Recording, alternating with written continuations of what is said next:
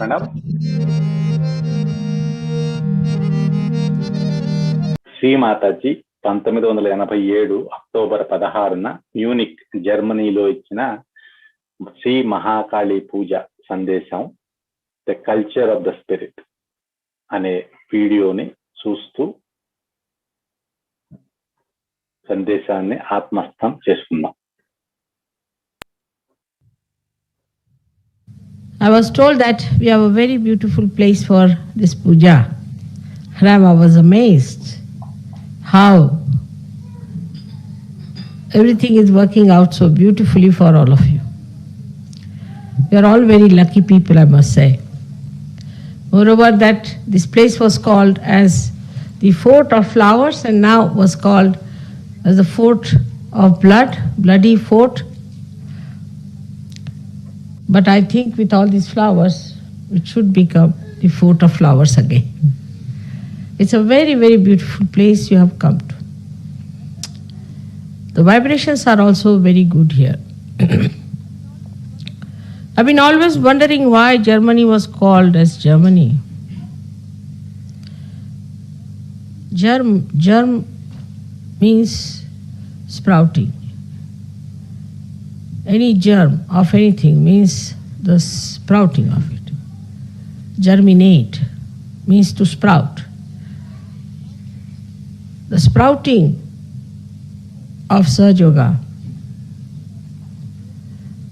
as I told you many a times before, once taken by Germans, will be reaching its epitome, its highest point. We have had lots of ups and downs, doesn't matter. It's a difficult place. And now we have started really the germination in a proper way. Yesterday I saw the whole sky was filled with color and light. As you know that vibrations have light. It's very light flickering, very small light each particle of vibration has. And you can see that. But when there are too many, then they can be caught up by your cameras. But yesterday I think the clouds got vibrated. And it's a very great thing to get the clouds vibrated. If the clouds are vibrated, the rain will be vibrated. The rain is vibrated, the land will be vibrated. All the crops that are to be germinated will be vibrated too.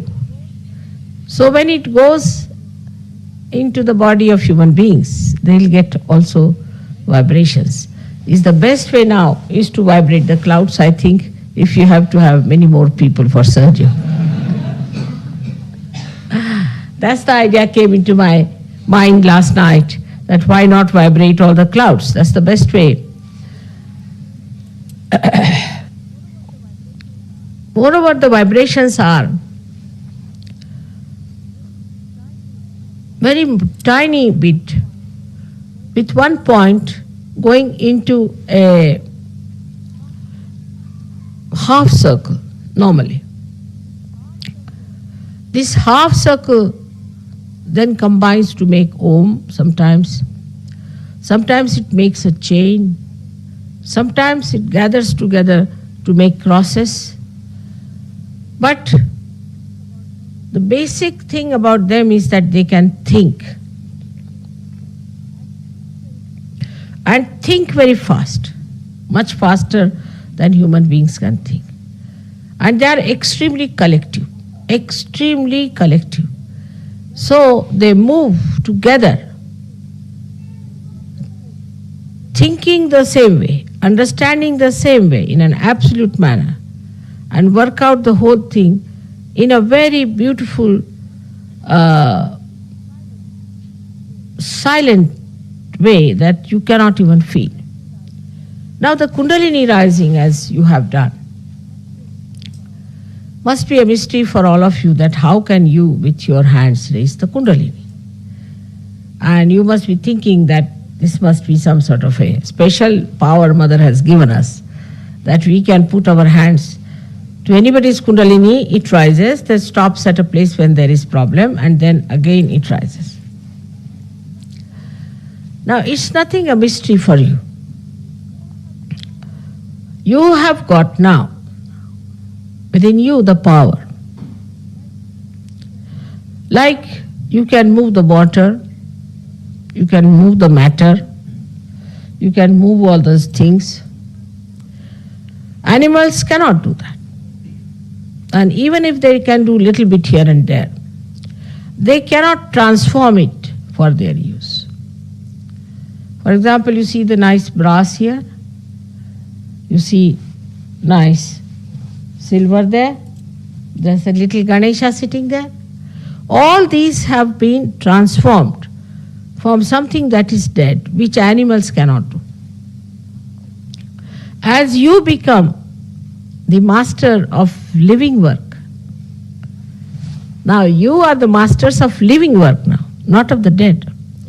So the living force, you can manage and mold it and use it for your own purpose.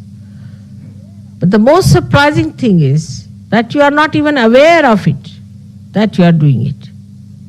Like when you are doing, say, a little elephant like that, you are aware and you know that you are doing something great. And you will tell, oh, I have made such and such thing, such a nice place I have done. You will be conscious of it because you have got ego. But when you are giving realization to people, you are not aware because you have no ego. And what you say, Mother, it's not coming up. You see, it's just catching on Vishuddhi, it's not working out. You start speaking in third person. You don't say, I can't do it or I have done it, it's worked out. Only when it works out, I see your faces and I know it's done. So you are not even aware of it. You are not even conscious of it and there's no ego about it. You don't take any credit for that. You just feel joyous. Like so many people came for your workshop. Oh, it was so great, Mother. Oh, what was great was you. It was you who was doing all the job. You were working it out, but you don't feel that way. The reason is that you are now working in a way that we call as akarma. Akarma is that when you do something, but you do not feel you are doing something. When you are not conscious of it, that is akarma. When you are doing something and you think that you are doing this work, that thing, then it is a karma. But now the karma has become an akarma, not that you are not doing anything. You are doing so many things, but you do not feel that you are doing it because you have now been doing akarma. And all living work is akarma. Like the Mother Earth, she sprouts seeds. She is not aware of it. In the same way, you people are raising the Kundalini, you are not aware of it. And when you are not aware of it, you don't even want to think how it is happening. See me, a human being, raising a hand like this, definitely the Kundalini rises, I see it comes out of the head, it happens, I see it, it's a fact. Then how is it that this is happening? What is the process? What is the procedure? How it has worked? Did I make any mistakes? You never think like that. Did I do it in a wrong manner? You don't think. Just you start, raise the Kundalini. You just don't bother to find out, have I given myself a bandhan or not? Have I seen the gentleman, what his vibrations are like? No. You just go ahead, raise your hands, yes. You are quite aware of one thing, that you are a realized soul. And that you can raise the Kundalini. Yesterday I saw so many Sahajogis walked in. I said, now come along, give them realization. Just stood there, did like this, did like that, finished. You did not even think you have done such a great living work that you have raised their Kundalini. Not only that, but it will transform them. It will give them a new life. They will be some special people, as you are. You are not even aware that you are some special people. Ego has vanished. So now you don't think that you are doing anything. You think its mother is doing everything. Even then they give big, big speeches. They say, Mother, I never used to speak. I didn't know what was speech. And now I have become a great speaker. It's you who is doing it.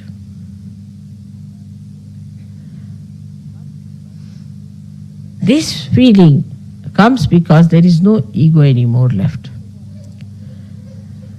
Now if you see in the water, if you put a drop, it becomes an ocean, no doubt.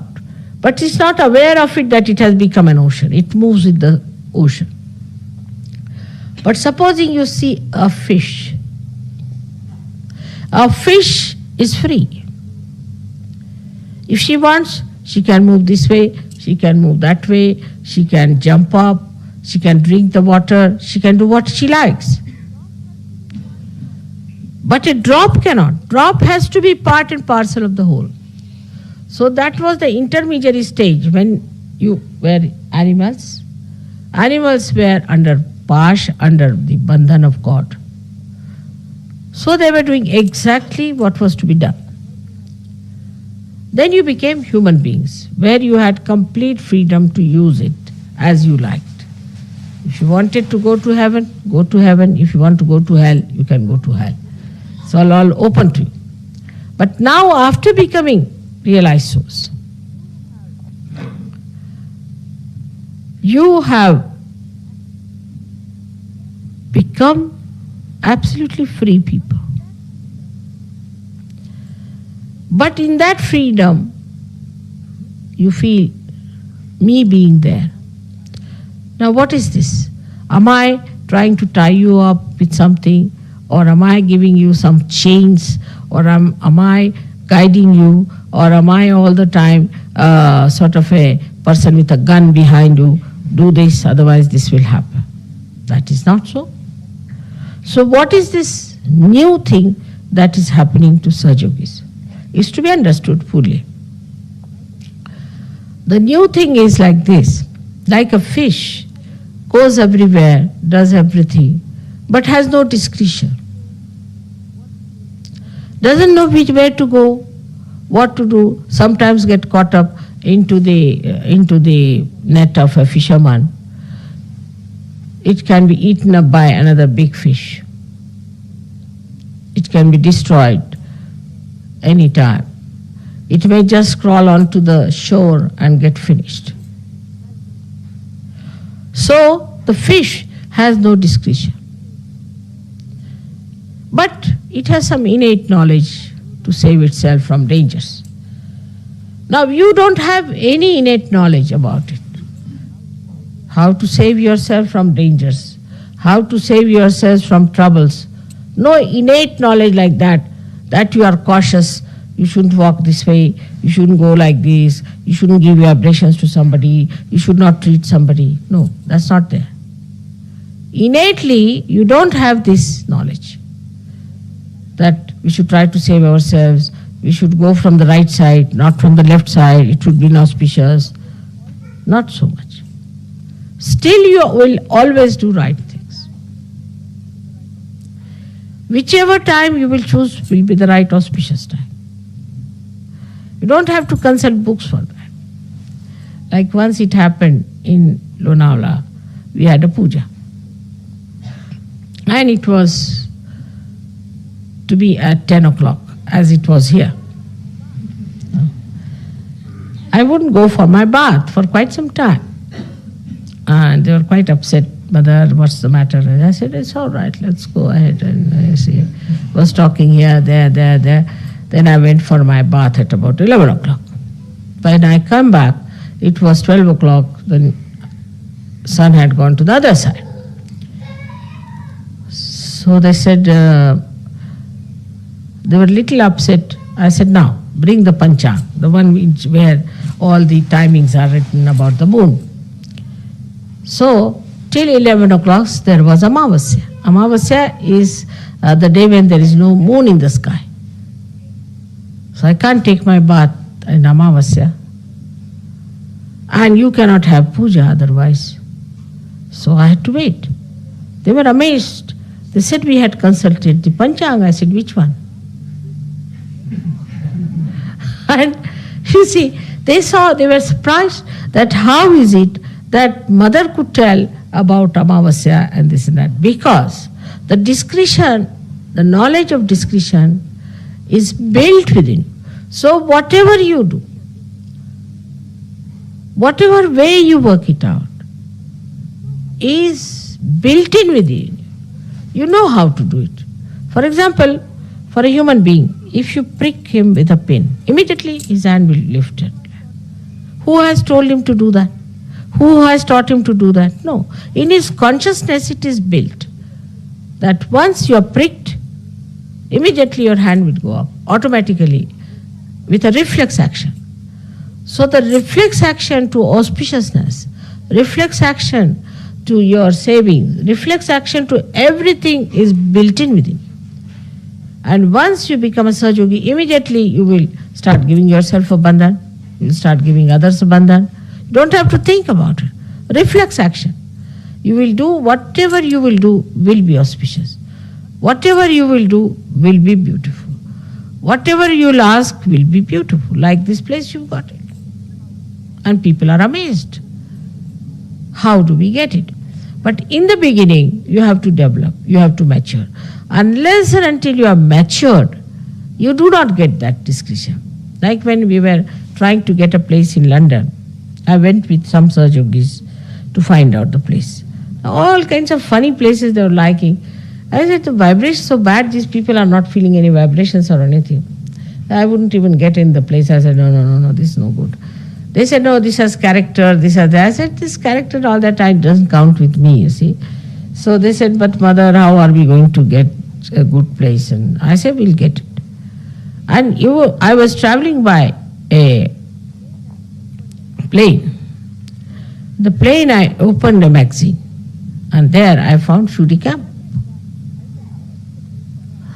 When I went back, I said, now this is the place for us, let's go and have a look.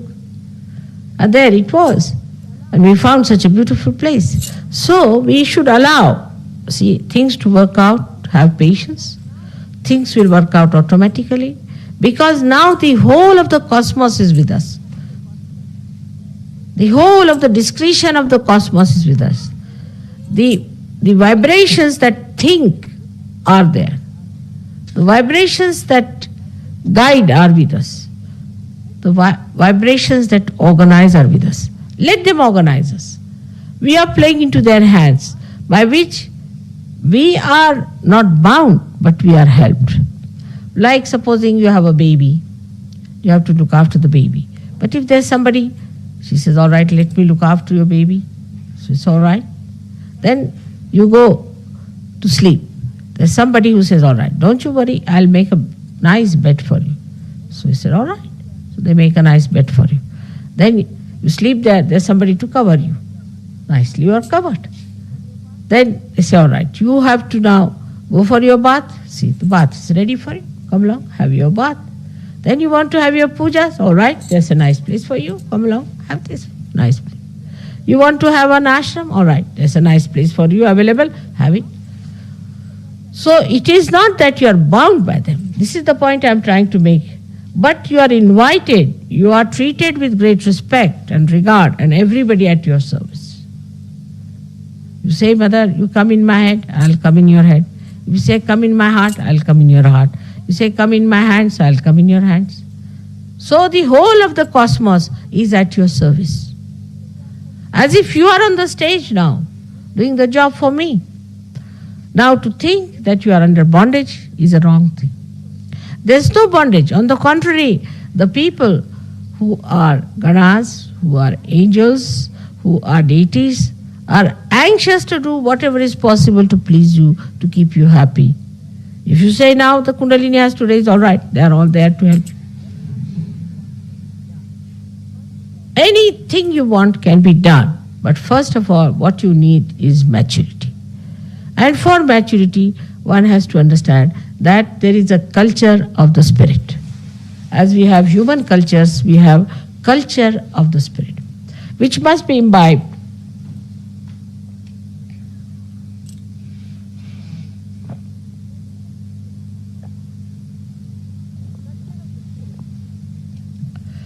The culture of the spirit is to be imbibed. If you go according to the culture of the spirit, then you cannot have problems.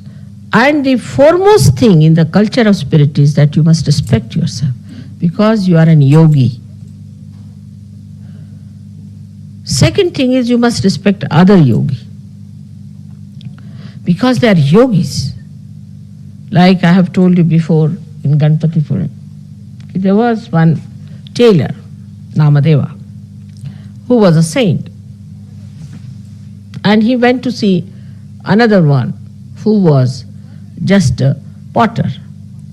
And the potter was mixing the mud with water with his feet. He was working there.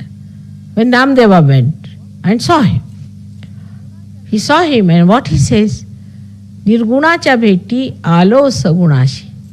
Meaning, I came to see here formless, the vibrations, the Chaitanya, formless, Nirguna. I came to see a Nirguna, meet Nirguna, but here it is in Sagun. You are the one who is in form of that Chaitanya. What a praise! Just think. One Sahajogi saying to another, oh God, I just came here to meet the Nirguna, the Nirakara. And whom do I meet here is the Saguna, is in the form. In the form, in you, I see nothing but Chaitanya. That is the respect of the another yogi or understanding. Namadeva was a ordinary tailor and was not a Brahmin, so he was not treated very well by other Brahmins. And he had to go to Punjab, or it was said that he was called to Punjab, and he went to Punjab, where Guru Nanak saw him. And Guru Nanak said that a great saint has come to us. So he kept him with him. And he said, you better learn Punjabi, because here the people don't understand Marathi, so learn Punjabi and make your poems in Punjabi language.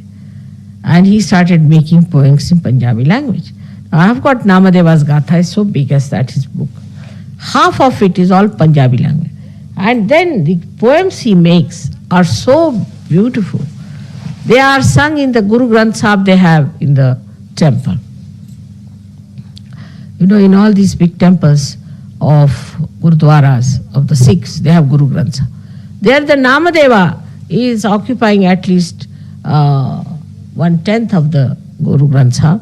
And there's also Janabai, another maid servant who was working with this Namdev. Her poems are also there.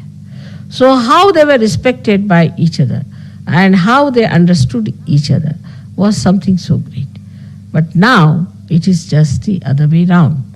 The people who are false, who are wrong type of people, who are making money out of God, who are deceiving people, who are bringing all wrath and also all the negativity to this world, to destroy this world, are respected by common people. But the Sahajogis must respect another Sahajogi till he is a Sahajogi. As long as he is a Sahajogi, he must be respected and understood. It's very important. This is the culture of the spirit. In that, we respect all those who are spiritually higher. Like talking about God, we cannot say things which are not proper. Like we cannot say that God is mischievous. We cannot say. We are saints. We have to be very respectful to God. Any place which is sort of representing God also must be respected. Everything that is godly must be respected, because that is the culture of the spirit. It respects all that is godly, all that is auspicious, all that is beautiful. In the culture, we do not see superficial things. In this culture, we do not yield to anything because it is expensive or it is with such pomp and show or publicity. What we see in this culture is how far it is joy giving. Even a small betel nut, if somebody gives me with love, I'll keep it with me. And even if you give me diamonds without love, I have no value for them. They will be lost or they'll be finished, good for nothing. So the love that you put into everything makes you a Sahaja-yogi. How you talk to each other, how you deal with each other, how you look after with each other, how you communicate your love in a pure manner. Say, a Sahaja-yogi should think, oh, I must take this present for other Sahaja-yogis. I'm going there, then that I'll meet that Sahaja-yogi. He'll be there and he'll be there. And just like your brothers. Say, after such a long time I'll be meeting him, and it will be such a nice thing to meet him and talk to him and enjoy him, and sometimes also pull his legs and have a nice fun at him. But the whole culture is of love. And if you do not have that sense of love, if you are a dry person or a morose person or an unhappy person, then remember, you are not a Sahaja-yogi. A Sahaja-yogi has to be a smiling, enjoying personality, making others happy. That's the main attitude, main concern should be. Next time I'll be speaking about the spiritual culture in Diwali, when you will be there. But this is the beginning. I have started talking about the new culture that we have to accept. In expressing our love, we should not be ashamed.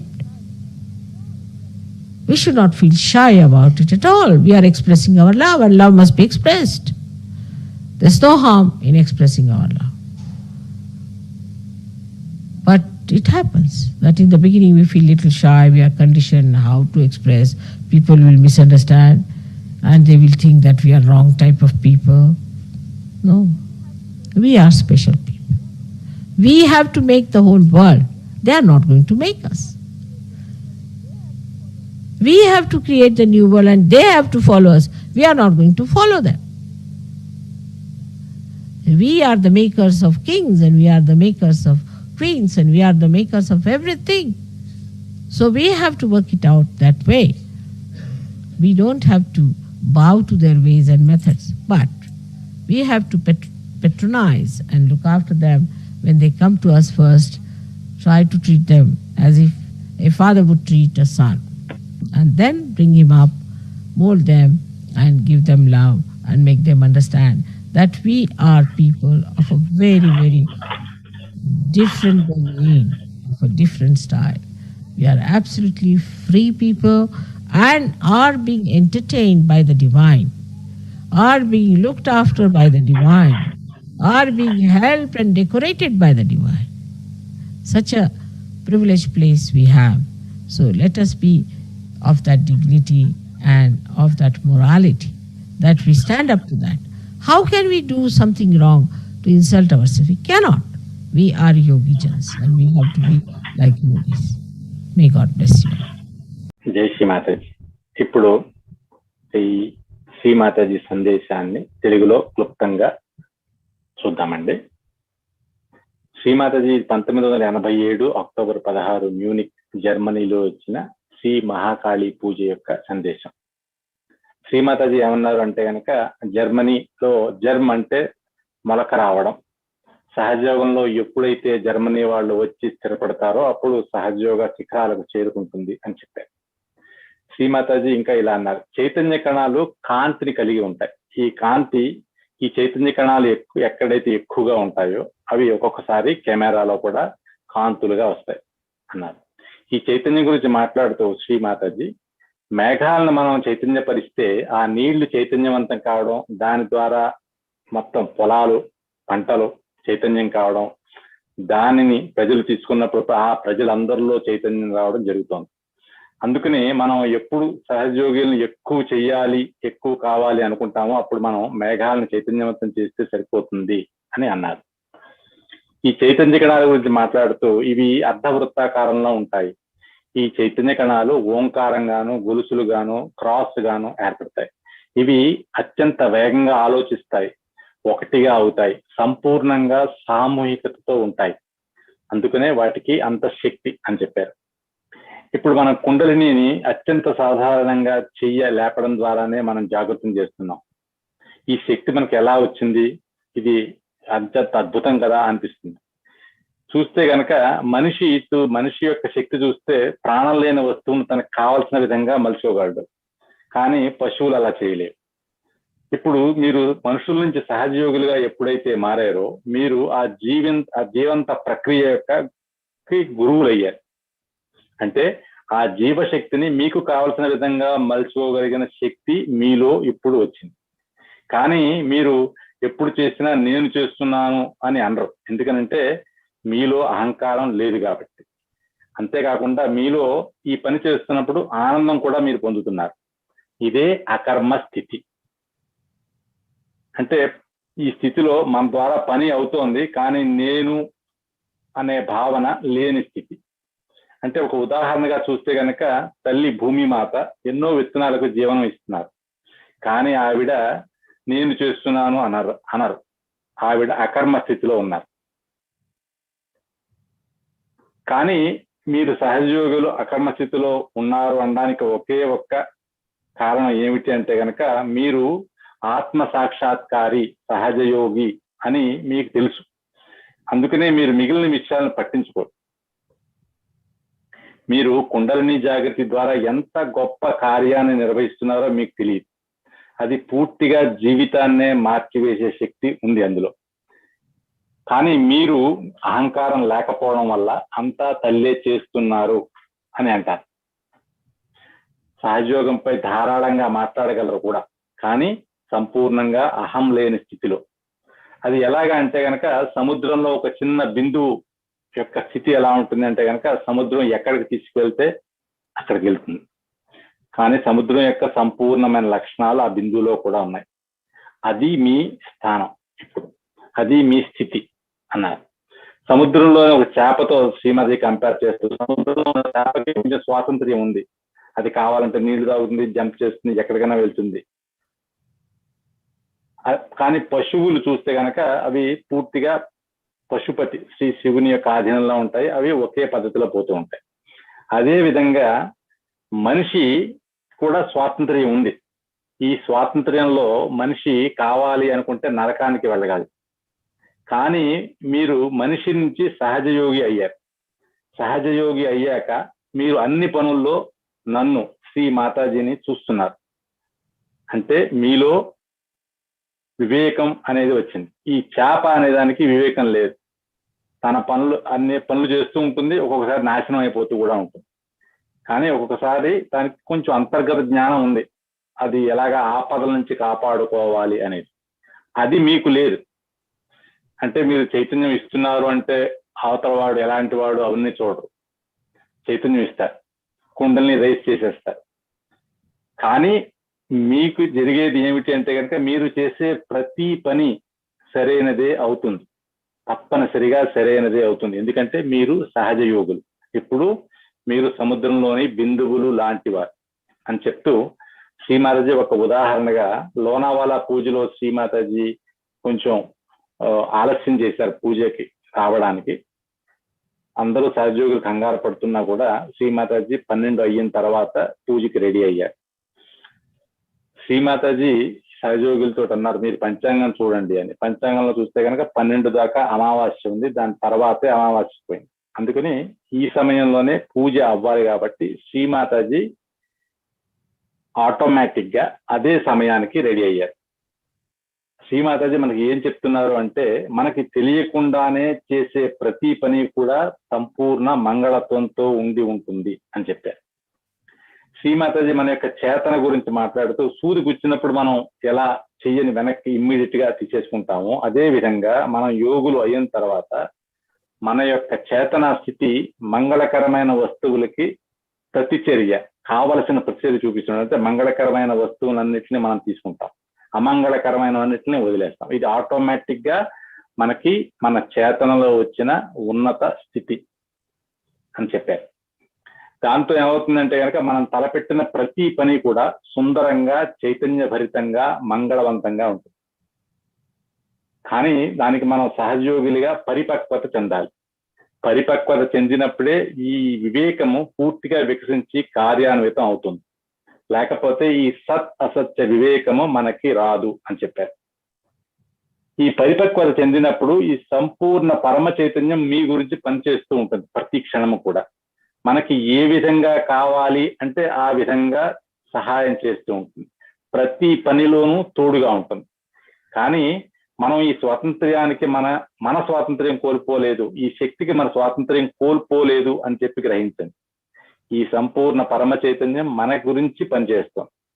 మీరు తల్లి నా మెదడులోకి రండి, లేదా నా హృదయంలోకి రండి, నా చేతుల్లోకి రండి అన్న వెంటనే నేను అక్కడ ఉంటాను, అక్కడికి వస్తాను. అంటే పరమ చైతన్యం మీకు పూర్తిగా సహాయాన్ని అందిస్తుంది. అది ఎలాగా అంటే రంగస్థలం మీద ఒక నటుడు నటిస్తూ ఉంటే ఆయనకి కావలసిన వస్తువులు, సామగ్రి అన్ని చుట్టూరా ఉన్న వాళ్ళు ఎలా కనపడకుండా హెల్ప్ చేస్తూ ఉంటారో, సహాయపడుతూ ఉంటారో, అదే విధంగా మనం సహయోగులం ఇప్పుడు రంగస్థలం మీద ఉన్నాం. మనకు కావలసిన సహాయం అన్ని విధాల ఈ పరమ చైతన్యం ద్వారా మనకి సమకూర్చబడుతోంది. మీరు పూర్తిగా స్వాతంత్ర్యం కలవారు అని చెప్పి గమనించండి. ఈ దేవీ దేవతలు, గణాలు అన్ని మీకు ఏది కావాలంటే అది చేయడానికి తత్పరులై ఉన్నారు. మిమ్మల్ని ఆనందంతో ముంచెత్తడానికి అవకాశం గురించి వాళ్ళు ఎదురు చూస్తున్నారు. కానీ ముందుగా మనకి సహజ యోగలో పరిపక్వత రావాలి. దానికి మనం ఏమి తెలుసుకోవాలి అంటే కనుక ఆత్మ యొక్క సంస్కృతి, అది మనం తెలుసుకోవాలి. అందులో ప్రావీణ్యత సంపాదించాలి, నిష్ణాతులు కావాలి. అందులో మొట్టమొదటిగా మనల్ని మనం గౌరవించుకోవాలి, ఎందుకంటే మనం సహజ యోగి కనుక. రెండవది మిగిలిన సహజ యోగులను అందరినీ గౌరవించడం నేర్చుకోవాలి, ఎందుకంటే వారు ఆదిశక్తి యొక్క పిల్లలు, సహజ యోగులు కనుక. శ్రీమాతాజీ ఈ ఒక సహజయోగి ఇంకొక సహజయోగిని ఎలా గుర్తించి గౌరవించి ఆనందాన్ని పంచుకుంటాడో ఉదాహరణ చెప్తూ, నామదేవుడు అనే ఒక ఆత్మ సాక్షాత్కార ఆయన వ్యక్తి, మహారాష్ట్ర సెయింట్, ఆయన గోరా కుంభార్ అని చెప్పి ఇంకొక కుండలు చేసే ఇంకొక ఆత్మ సాక్షాత్కారి వ్యక్తి దగ్గరికి చూడడానికి వెళ్ళినప్పుడు ఆయన అన్నట్ట, నేను పరమ చైతన్యాన్ని నిర్గుణ రూపంలో చూద్దామని వచ్చాను, కానీ నేను ఇప్పుడు పరమ చైతన్యాన్ని సగుణ రూపంలో, మీ రూపంలో నేను చూస్తున్నాను అని చెప్పి ఆయన ఆనందాన్ని వ్యక్తం చేశారు. ఇలా ఆనందాన్ని వ్యక్తం చేయడం అనేది ఒక యోగి ఇంకొక యోగితో మాత్రమే సాధ్యం అని చెప్పారు. ఇంకో ఉదాహరణ చెప్తూ, శ్రీ నామదేవుణ్ణే శ్రీ గురునానక్ గారు గుర్తించి ఆయన పంజాబ్ రమ్మనమని, పంజాబీ నేర్చుకోమని, పంజాబ్ భాషలో పద్యాలు రాయమని చెప్పారు. ఆయన శ్రీ నామదేవుడు ఆయన పంజాబీలో చాలా పద్యాలు రాశారు. ఇప్పుడు చూస్తే కనుక గురు గ్రంథ సాహిబ్లో 10% పద్యాలు ఆయనవే కాదు, ఆయన ఇంట్లో పనిచేసే శ్రీ జానాబాయి అని ఇంకొక ఆత్మ సాక్షాత్కార పని ఆవిడ పద్యాలు కూడా గురు గ్రంథ సాహిబ్లో ఉన్నాయి. అంటే యోగులు ఒకరినొకరు ఎలా గుర్తించగలరు, ఎలా గౌరవించగలరు, ఎలా ప్రేమించగలరు, ఈ ప్రేమను ఎలా వ్యక్తం చేయగలరు అనేది ఈ సంఘటన ద్వారా తెలుసుకోండి అన్నారు. మామూలు మనుషులు తెలిసి గాని తెలియక గాని మోసగాళ్ళని, దొంగ గురువుల్ని, డబ్బు ఉన్న వాళ్ళని గౌరవిస్తారు. కానీ సహజ యోగులు తప్పకుండా మిగిలిన సహజ యోగులను గుర్తించాలి, వాళ్ళని తగిన విధంగా గౌరవించాలి. ఇదే ఆత్మ యొక్క సంస్కృతిలో రెండవ భాగం. భగవంతుడి గురించి మాట్లాడే ముందు మనం ఇష్టం వచ్చినట్టు మాట్లాడడానికి లేదు. భగవంతుడు అల్లరివాడు అని చెప్పడానికి లేదు. ఆయన పట్ల పూర్తి గౌరవంతో ఉండాలి, ప్రకటించాలి. భగవంతుని యొక్క ఏ ప్రదేశమైనా, నిలయమైనా, ఎవరు భగవంతుడికి చెందినవారో వారిని తప్పనిసరిగా గౌరవించాలి. ఏదైతే మంగళకరమో, ఏదైతే సౌందర్య భరితమో వాటిని తప్పనిసరిగా గౌరవించాలి. ఈ సహజ సంస్కృతిలో పైన విషయాలకి ప్రాధాన్యత ఇవ్వడం, అంటే బాగా డబ్బు ఉన్నవాడనో, బాగా ఖరీదైనదనో లేదా బాగా జనాలకు బాగా నచ్చేసిందనో అని ఈ విషయాలకి మనం సహజ సంస్కృతిలో ప్రాధాన్యత ఇవ్వం. మనం ఇచ్చే ప్రాధాన్యం ఒకటే, అది ఈ విషయం కానీ ఏ విషయం కానీ ఏ వస్తువు కానీ ఎంత ఆనందాన్ని ఇస్తోంది అనేది మనం దానికే ప్రాధాన్యత ఇస్తాం. ఎందుకంటే అదే అత్యంత ముఖ్యమైన విషయం. ఒక చిన్న వక్క మొక్క అయినా కూడా ప్రేమతో ఇచ్చినప్పుడు శ్రీమాతాజీ అన్నారు, నేను జాగ్రత్తగా దాన్ని దాచుకుంటాను.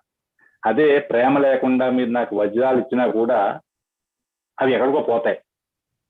అంటే మీరు చేసే ప్రతి పనిలోనూ మీరు చూపించే లేదా ఇచ్చే ప్రేమే అత్యంత విలువైనది అని గ్రహించాలి.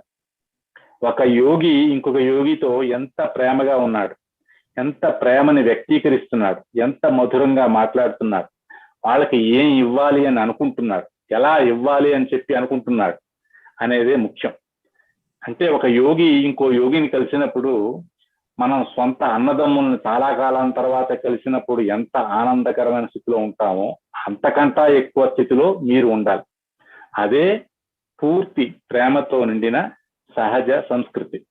ఈ ప్రేమ లేకపోయినా, యోగుల్ని కలిసినప్పుడు నాకు ఆనందం రాకపోయినా, ఇంకా దుఃఖంగా నేను ఉన్నా, నేను ఇంకా సహజయోగి కాలేదు అని చెప్పి గ్రహించాలి. సహజయోగి అంటే ఒక చిరునవ్వుతో ఆనందంతో నిండిన వ్యక్తి, మిగిలిన వారికి ఆనందాన్ని పంచే వ్యక్తి. అదే అత్యంత ప్రాధాన్యత కలగ విషయం. ఇదే కొత్త సహజ సంస్కృతి. మన ప్రేమని వ్యక్తీకరించడంలో మనం ఎటువంటి వెనకంజ వేయకూడదు, సిగ్గుపడవలసిన అవసరము లేదు. ప్రేమ ఎప్పుడూ పంచబడాలి, నలుగురికి ఇవ్వబడాలి. మొదట్లో మీరు కొంచెం మొహమాట పడచ్చు, ఎవరైనా ఏమైనా అనుకుంటారా అని అనుకోవచ్చు. కానీ మన సహజ యోగులం ప్రత్యేక వ్యక్తులం. మనం ఈ కొత్త ప్రపంచాన్ని తయారు చేయబోతున్నాం. ప్రపంచం మనల్ని శాసించలేదు అన్న విషయం గ్రహించండి. ప్రపంచం మనల్ని అనుసరించాలి, కానీ మనం ప్రపంచం నుంచి తీసుకునేది లేదు, మనం వాటిని అనుసరించము. మనమే ఈ కొత్త ప్రపంచ సృష్టికర్తలం. ఈ ప్రపంచంలో మిగిలిన వారు మన దగ్గరికి వచ్చినప్పుడు తండ్రి కొడుకుని ఎంత ప్రేమగా దగ్గరికి తీసుకుంటాడో అదే ప్రేమతో మనం వారికి సహజయోగ ప్రేమను పంచుదాం, సహజయోగ గురించి చెబుదాం. మనం భగవంతుని సాధనాలని వారికి మన పూర్తి ప్రేమతో చెబుదాం. మనం సహజయోగులని మర్చిపోక గౌరవనీయమైన ప్రశాంతవంతమైన యోగులుగా ఉందాం. మన వల్ల ఎటువంటి తప్పు జరగనివ్వం, ఎందుకంటే మనం సహజ యోగులు అని చెప్పి మనం మర్చిపోం. ఎందుకంటే మనం ఆదిశక్తి పిల్లలము అని చెప్పి మర్చిపోం. ఎందుకంటే మనం సహజ యోగులు అని చెప్పి మర్చిపోం. ఇది శ్రీమాతాజీ గారి ఈరోజు సందేశం.